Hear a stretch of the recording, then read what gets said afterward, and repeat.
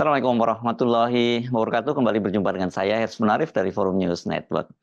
Majelis Kehormatan Mahkamah Konstitusi yang dipimpin oleh Pensiunan Hakim Mahkamah Konstitusi Idewa Gede Palguna memutuskan Hakim Mahkamah Konstitusi Saldi Isra dan Arif Hidayat tidak melanggar etik. Dengan putusan tersebut, maka Saldi Isra dan Arif Hidayat masih bisa terus bersidang menangani sengketa Pilpres 2024 yang kini tengah berlangsung di Mahkamah Konstitusi. Selain itu, Majelis Kehormatan Mahkamah Konstitusi juga memutuskan mantan Ketua Mahkamah Konstitusi Anwar Usman atau Paman Gibran ini melanggar etik karena menentang putusan putusan Majelis Kehormatan Mahkamah Konstitusi yang dipimpin waktu itu oleh mantan Ketua Mahkamah Konstitusi Jimli Asidiki dan kemudian melakukan gugatan ke Pengadilan Tata Usaha Negara di Jakarta. Ini yang digugat oleh Anwar Usman adalah pengangkatan Soehartoyo sebagai Ketua Mahkamah Konstitusi yang baru menggantikan posisinya. Putusan Majelis Kehormatan Mahkamah Konstitusi itu dibacakan pada hari Rabu pagi tanggal 27 Maret 2024, hanya beberapa jam sebelum Mahkamah Konstitusi menggelar sengketa Pilpres 2024. Seperti kita ketahui kan sidangnya itu dimulai hari Rabu kemarin dan sengketa ini diajukan oleh tim 01, tim hukum 01 Anies Muhaimin dan tim hukum paslon 03 Ganjar Mahfud. Dilihat dari timingnya tampaknya pengucapan putusan Majelis Kehormatan Mahkamah Konstitusi itu memang sengaja dilakukan menjelang sidang sengketa Pilpres.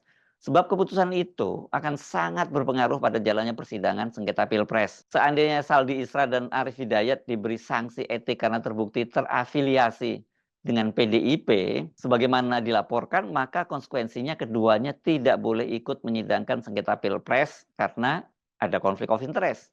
Sebab salah satu prinsipal yang mengajukan gugatan ke Mahkamah Konstitusi dalam sengketa Pilpres adalah paslon 03 Ganjar Mahfud yang diusung oleh PDIP. Sebaliknya, bila Majelis Kehormatan Mahkamah Konstitusi itu tidak memberikan sanksi kepada Anwar Usman, ya, tidak ada diberi sanksi etik lagi, maka dia punya dasar yang kuat untuk meneruskan gugatannya di PT UN dan sangat mungkin dia memenangkan gugatan. Kenapa? Karena PT UN kan sudah memberikan putusan sela yang intinya itu meminta agar putusan dari Mahkamah Konstitusi yang mengangkat Soehartoyo itu untuk sementara itu dipospon ya, dihentikan dulu ya sampai kemudian ada putusan yang lebih kuat. Jadi artinya ini memberikan peluang untuk menyatakan ketidakabsahan dari Soehartoyo.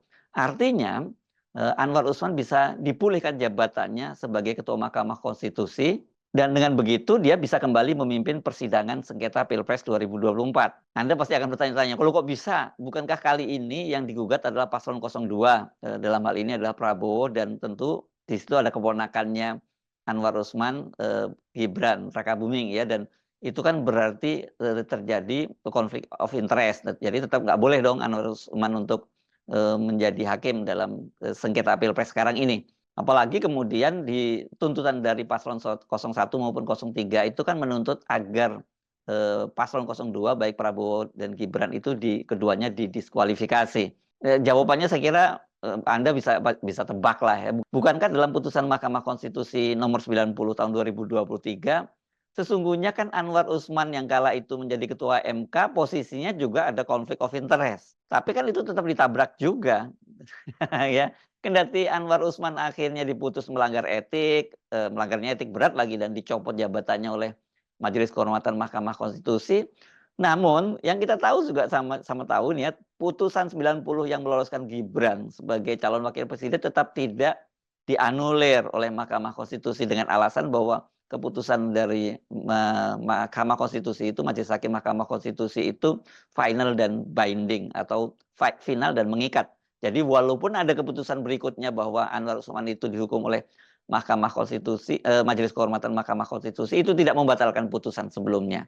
Jadi kita sebenarnya dari situ saja kita bisa melihat bahwa pelaporan Hakim MK yang juga Wakil Ketua MK ya Saldi Isra dan Arif Hidayat yang juga ini mantan Ketua MK adalah satu paket dengan gugatan Anwar Usman ke Pengadilan Tata Usaha Negara. Ini merupakan konspirasi dari rezim Jokowi untuk terus menguasai dan mengendalikan Mahkamah Konstitusi. Saldi Isra dan Arif Hidayat adalah dua orang hakim MK yang secara tegas menyatakan dissenting opinion terhadap keputusan MK nomor 90. Bahkan pada waktu itu dissenting opinion mereka sangat keras dan membongkar adanya praktek-praktek culas di Mahkamah Konstitusi di bawah Anwar Usman. Karena itu keduanya kemudian dilaporkan ke Majelis Etik dengan alasan yang dicari-cari, terutama nih Saldi Isra. Dia dilaporkan karena diduga terafiliasi dengan PDIP. Ya, ini kelihatannya sebuah laporan yang mengada-ada. Ini kalau dia ini kan orang Minang gitu ya. Kalau mungkin dia terafiliasi dengan PKS masuk akal. Tapi disebutkan dengan terafiliasi dengan PDIP itu nggak masuk akal. Ini mengada-ada gitu. Sementara Arif Hidayat itu juga dilaporkan dia terafiliasi dengan PDIP karena dia ini adalah ketua alumninya ya, perhimpunan alumni dari GMNI, Gerakan Mahasiswa Nasional Indonesia. Nah, ini GMNI ini memang sebuah organisasi kemahasiswaan yang secara historis punya hubungan dengan PDIP. GMNI ini kan sejarahnya adalah underbow dari PNI, Partai Nasionalis Indonesia, yang pada waktu itu dipimpin oleh Bung Karno, ayah dari Ibu Megawati. Dan PNI itu kan sekarang bermetamorfosa menjadi PDIP. Namun seiring fusi parpol yang dilakukan oleh rezim Orde Baru pada tahun 1973 dan kemudian PNI itu melebur menjadi PDI, maka secara resmi hubungan antara GMNI dengan PNI CQ PDI itu secara resmi putus. Jadi ya dugaan atau tuduhan Arif terafiliasi dengan PDIP dan kemudian paslon 03 tidak terbukti. Bayangkan seandainya Saldi Isra dan Arif Hidayat diberi sanksi dan tidak boleh menyidangkan sengketa Pilpres. Karena tadi terbukti terafiliasi dengan PDIP dan berarti dengan paslon 03 gitu ya. Dan kemudian Anwar Usman tidak diberi sanksi etik lagi dan kemudian ini bisa menjadi dasar PT UN mengabulkan gugatannya. Maka peta hakim di Mahkamah Konstitusi itu akan berubah total. Ketua MK Soehartoyo dicopot dan kemudian posisi Anwar Usman sebagai ketua Mahkamah Konstitusi dikembalikan. Maka ini posisinya itu petanya hakim MK yang menyidangkan sengketa Pilpres itu tinggal 7 orang. Dan dengan komposisi itu maka dipastikan gugatan paslon 01 dan 03 ya bakal ditolak. Lah ketuanya kembali ke tangan Paman Gibran. Namun dengan lolosnya Saldi Isra dan Arif Hidayat serta Anwar Usman itu kembali diberi sanksi etik oleh Majelis Kehormatan Mahkamah Konstitusi, maka setidaknya ini memberikan kepercayaan kepada 8 orang hakim yang tersisa di Mahkamah Konstitusi untuk berani mengambil keputusan yang independen dan berdasarkan hati nurani sebagaimana yang coba diyakinkan oleh prinsipal dalam hal ini Anies Baswedan, Ganjar Pranowo dan Mahfud MD serta para tim hukumnya. Nah, apa pertimbangan Hakim Majelis Kehormatan Mahkamah Konstitusi sehingga memutuskan Hakim Saldi Isra tidak melanggar etik? Saya ajak Anda untuk menyimak kembali putusannya ya dan amar putusannya. Agak panjang tapi saya kira penting untuk Anda simak sampai tuntas. Yang pertama adalah putusan terhadap Hakim MK Arif Hidayat. Putusan nomor 0305. Saya akan mulai bacakan. Majelis Kehormatan Mahkamah Konstitusi putusan nomor 03-MK-L-03-2024 dan nomor 05-MK-M-L-03-2024. Demi kehormatan, keluhuran martabat, serta perilaku Hakim Konstitusi yang berdasarkan ketuhanan yang Maha Esa, Majelis Kehormatan Mahkamah Konstitusi, Majelis Kehormatan yang dibentuk berdasarkan keputusan Ketua Mahkamah Konstitusi nomor 1 tahun 2024 tentang pembentukan dan keanggotaan Majelis Kehormatan Mahkamah Konstitusi bertanggal 2 Januari 2024 telah memeriksa, mengadili, dan memutus laporan dugaan pelanggaran kode etik dan perilaku Hakim Konstitusi dengan uraian sebagai berikut. 1. Identitas pelapor. 1.1. Perorangan yang tergabung dalam Aliansi Pemuda Berkeadilan, nama Andika Ujiantara, selanjutnya dianggap dibacakan. 2. Nama Andu Sultan Abdillah Harahap, selanjutnya dianggap dibacakan. 3. Andi, selanjutnya dianggap dibacakan. 2. perorangan warga negara Indonesia, nama Harjo Winoto, selanjutnya dianggap dibacakan, untuk selanjutnya disebut para pelapor. Mengajukan laporan terhadap identitas terlapor, nama Arif Hidayat, tempat tanggal lahir Semarang 3 Februari 1956, jabatan Hakim Konstitusi, alamat Gedung Mahkamah Konstitusi, Jalan Medan Merdeka Barat 6, Jakarta Pusat 10110, selanjutnya disebut hakim terlapor. Majelis Kehormatan telah membaca laporan para pelapor, mendengar keterangan para pelapor, memeriksa bukti-bukti para pelapor dan hakim terlapor, mendengarkan keterangan pembelaan hakim terlapor, duduk perkara, dan seterusnya dianggap dibacakan. Bahwa pasal 4 Anggaran Dasar dan Anggaran Rumah Tangga PAGMNI menyatakan PAGMNI berdasarkan Pancasila sebagaimana termaktub dalam pembukaan Undang-Undang Dasar Negara Republik Indonesia tahun 1945 yang sesuai dengan jiwa dan semangat lahirnya pada tanggal 1 Juni 1945. Kemudian berdasarkan pasal 7 Anggaran Dasar dan Anggaran Rumah Tangga PAGMNI yang memuat sifat dan watak organisasi PAGMNI menyatakan PAGMNI bersifat kekeluargaan, gotong royong, intelektual, independen, dan terbuka. Vide bukti T3 ADART PAGMNI dengan merujuk pasal 4 dan pasal 7 ADART PAGMNI telah ternyata bahwa PAGMNI bukanlah organisasi yang berafiliasi pada suatu partai politik tertentu sebagaimana didalilkan pelapor karena dengan sifat keanggotaannya yang terbuka berdasarkan penalaran yang wajar dapat dipahami bahwa setiap warga negara tidak terhalang haknya untuk menjadi anggota PAGMNI sepanjang memenuhi syarat sebab anggota PAGMNI sangat divergen dan beragam yang berasal dari berbagai latar belakang profesi. Lagi pula, PAGMNI bukanlah suatu organisasi terlarang yang kegiatan maupun aktivitasnya bertentangan dengan Pancasila dan Undang-Undang Dasar 1945. 5.9.2 bahwa berkenaan dengan dalil pelapor perihal dugaan hakim terlapor melanggar kode etik karena dicalonkan bahkan terpilih menjadi Ketua Umum PAGMNI menurut Majelis Kehormatan pada saat akan mencalonkan diri dalam kontestasi pemilihan Ketua Umum PAGMNI, hakim terlapor telah beritikad baik untuk meminta izin terlebih dahulu kepada Dewan Etik dan oleh Dewan Etik telah dijawab melalui surat nomor 9-DEH-02-5/2021 vide bukti T2 atau surat jawaban dari Dewan Etik, yang pada pokoknya menyatakan bahwa Dewan Etik memperkenankan hakim terlapor untuk dicalonkan sebagai Ketua Umum PAGMNI. Dengan demikian, secara implisit, Dewan Etik dengan sendirinya telah mempertimbangkan proses pencalonan hakim terlapor sebagai Ketua Umum PAGMNI dari perspektif Sabta Karsa Utama. Simpulan, menimbang bahwa berdasarkan uraian duduk perkara, fakta-fakta yang terungkap dalam rapat dan sidang pemeriksaan, serta pertimbangan hukum dan etika di atas, dapat disimpulkan bahwa telah ternyata tidak terdapat pelanggaran kode etik dan perilaku hakim konstitusi in casu prinsip integritas dan prinsip kesopanan dan kepantasan dalam Sabta Karsa Utama yang dilakukan oleh hakim terlapor sebagaimana didalilkan pelapor. Amar putusan. Mengingat Undang-Undang Nomor 24 Tahun 2003 tentang Mahkamah Konstitusi yang telah diubah terakhir dengan Undang-Undang Nomor 7 Tahun 2020 tentang perubahan ketiga atas Undang-Undang Nomor 24 Tahun 2003 tentang Mahkamah Konstitusi dan Peraturan Mahkamah Konstitusi Nomor 1 Tahun 2003 tentang Majelis Kehormatan Mahkamah Konstitusi menyatakan 1.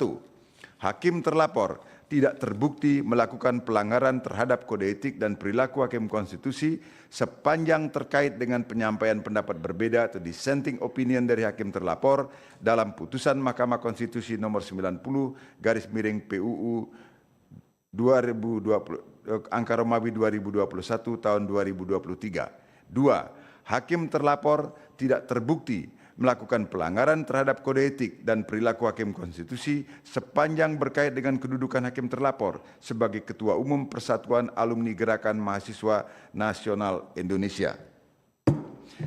Demikian diputus dalam rapat Majelis Kehormatan oleh 3 anggota Majelis Kehormatan, yaitu Idewa Gede Palguna sebagai Ketua Merangkap Anggota, Ridwan Mansur sebagai Sekretaris Merangkap Anggota, dan Yuliandri sebagai anggota pada hari Selasa, tanggal 19 bulan Maret tahun 2024 dan hari Selasa, tanggal 26 bulan Maret tahun 2024 dan diucapkan dalam sidang pleno Majelis Kehormatan Mahkamah Konstitusi yang terbuka untuk umum pada hari Kamis, tanggal 28 bulan Maret tahun 2024 selesai diucapkan pukul 9:52:42 oleh 3 anggota Majelis Kehormatan Mahkamah Konstitusi, yaitu Idewa Gede Palguna sebagai Ketua Merangkap Anggota, Ridwan Mansur sebagai Sekretaris Merangkap Anggota, dan Yuliandri sebagai anggota. Sangat clear ya pertimbangan dari Majelis Kehormatan Mahkamah Konstitusi. Nah, sekarang kita simak pertimbangan Hakim Majelis Kehormatan Mahkamah Konstitusi mengapa membebaskan Saldi Isra dari sanksi etik. Majelis Kehormatan Mahkamah Konstitusi, putusan nomor 04-MKMK-L-03-2024.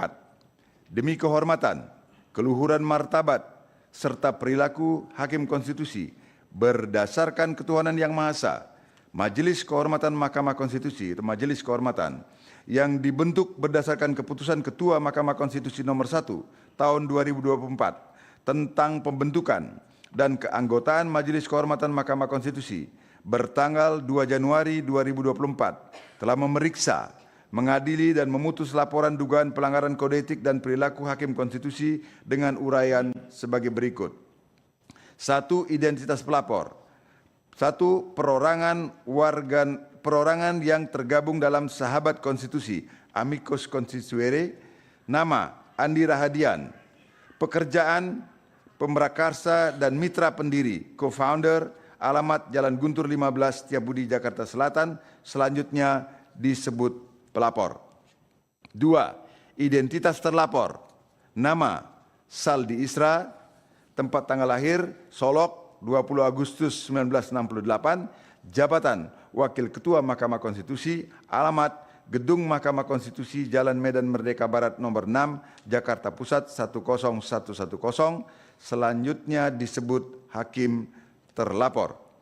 Majelis Kehormatan telah membaca laporan pelapor, mendengar keterangan pelapor, memeriksa bukti-bukti pelapor dan hakim terlapor, mendengarkan keterangan atau pembelaan hakim terlapor, duduk perkara, dan seterusnya.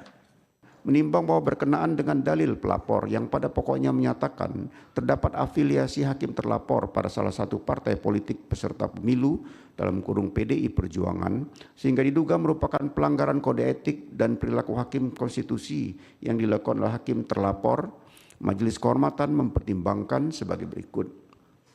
5.9.1. Setelah Majelis Kehormatan membaca dan memeriksa secara seksama permohonan pelapor beserta bukti-bukti yang diajukan oleh pelapor, Majelis Kehormatan menilai bahwa dalil pelapor tersebut tidaklah memiliki dasar yang kuat karena dalil pelapor hanya didasarkan pemberitaan media online yang memberitakan kemungkinan hakim terlapor sebagai calon wakil presiden mendampingi calon presiden Ganjar Pranowo. Dalam hal ini, pelapor hanya mengutip pemberitaan yang memuat pernyataan Ketua DPP PDI Perjuangan Provinsi Sumatera Barat yang menyebut hakim terlapor sebagai salah satu putra daerah yang patut dipertimbangkan. Kesimpulan, menimbang bahwa berdasarkan uraian duduk perkara, fakta-fakta yang terungkap dalam rapat dan sidang pemeriksaan, serta pertimbangan hukum dan etika di atas, dapat disimpulkan bahwa telah ternyata tidak terdapat pelanggaran kode etik dan perilaku hakim konstitusi in casu prinsip integritas, prinsip kesetaraan, serta prinsip kesopanan dan kepantasan dalam sabta karsa utama yang dilakukan oleh hakim terlapor sebagaimana didalilkan oleh pelapor. Amar putusan, mengingat Undang-Undang Nomor 24 Tahun 2003 tentang Mahkamah Konstitusi yang telah diubah terakhir dengan Undang-Undang Nomor 7 Tahun 2020 tentang perubahan ketiga atas Undang-Undang Nomor 24 Tahun 2003 tentang Mahkamah Konstitusi dan Peraturan Mahkamah Konstitusi Nomor 1 Tahun 2023 tentang Majelis Kehormatan Mahkamah Konstitusi menyatakan: 1. Hakim terlapor tidak terbukti melakukan pelanggaran terhadap kode etik dan perilaku hakim konstitusi sepanjang terkait dengan penyampaian pendapat berbeda dissenting opinion dari hakim terlapor dalam putusan Mahkamah Konstitusi nomor 90 PUU 21 Romawi tahun 2023. 2. Hakim terlapor tidak terbukti melakukan pelanggaran kode etik dan perilaku hakim konstitusi sepanjang terkait dugaan hakim terlapor berafiliasi dengan salah satu partai politik peserta pemilu yaitu PDI Perjuangan.